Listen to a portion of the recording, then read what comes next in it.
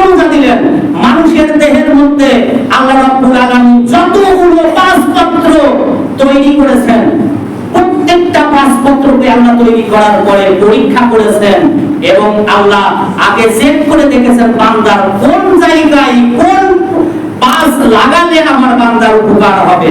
হাতের জায়গায় আল্লাহ হাত দিয়েছেন, চোখের জায়গায় চোখ দিয়েছেন, মাথার জায়গায় মাথা দিয়েছেন, গালের জায়গায় গাল দিয়েছেন।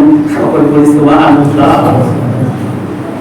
আল্লাহ রাব্বুল আলামিন এই নাকটা যদি বগলের নিচে দিতেন, একটু কথা, তাহলে আমরা খাবার খাওয়ার সময় এই খাবারটা কানে দেওয়ার আগে এই হাত উঁচু করে নাকের কাছ থেকে আগে শুকাতে লাগতো, যে দেখতো আমার খাবারটা পচা না ভালো নাকি।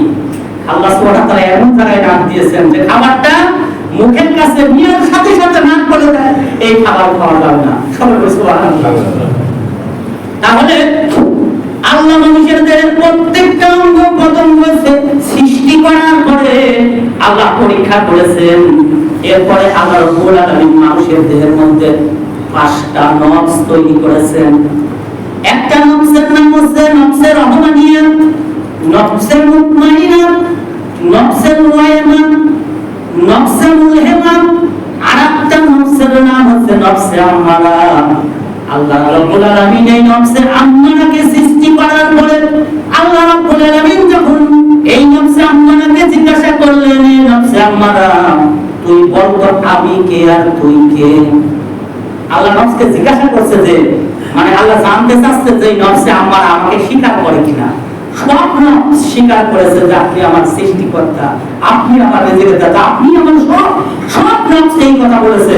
কিন্তু নফসে আম্মারা বলছে যে আল্লাহ তুমি তো দেখতেই পারছো তুমি আর আমি আল্লাহ অত্যন্ত রেগে গেলেন। এই নফসে আম্মারাকে আল্লাহ রাব্বুল আলামিন আগুনের মধ্যে ফেলে দিলেন। দীর্ঘ বছর আগুনে পোড়ানোর পরে আবার উঠালেন, উঠিয়ে বলছেন এই নফসে বল তুই কে আমি কে। নফসে আম্মারা বলেন আল্লাহ তুমি তো দেখতেই পারছো তুমি আমি আর আমাকে প্রশ্ন করছো কেন, আমাকে বিরক্ত করছো কেন। সকলে নাউযুবিল্লাহ।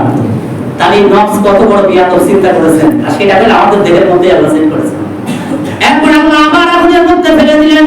এইভাবে 3বার আগুনে পোড়ানোর পরেও যখন আল্লাহকে রব বলে মেনে নিলেন না, এরপরে আল্লাহ রব্বুল আলামিন তার আহার বন্ধ করে দিলেন, রিজিক বন্ধ করে দিলেন, অর্থাৎ খাবার বন্ধ করে দিলেন। খাবার বন্ধ করে দিয়ে কিছুদিন রাখার পরে এরপরে আল্লাহ জিজ্ঞাসা করলেন, হে নফসে আম্মারা এইবার বল তো তুই কে আর আমি কে। এইবার নফসে আম্মারা মৃদু সুরে বলছেন রব্বুল আলামিন আপনি আমার রিজিক দাতা। সকলে বলে সুবহানাল্লাহ। আল্লাহ চিন্তা করলেন এই নফসকে আমার বান্দার দেহের মধ্যে সেট করব, এর জন্য আমি আল্লাহ 1 মাস বান্দার উপরে রোজা ফরজ করব। সকলে বলে সুবহানাল্লাহ। যাতে করে আমার বান্দা 1 মাস রোজা রাখবে, এই 1 মাস রোজা রাখলে এই নফসে আম্মারা শাইস্তা হয়ে যাবে। সকলে বলে সুবহানাল্লাহ।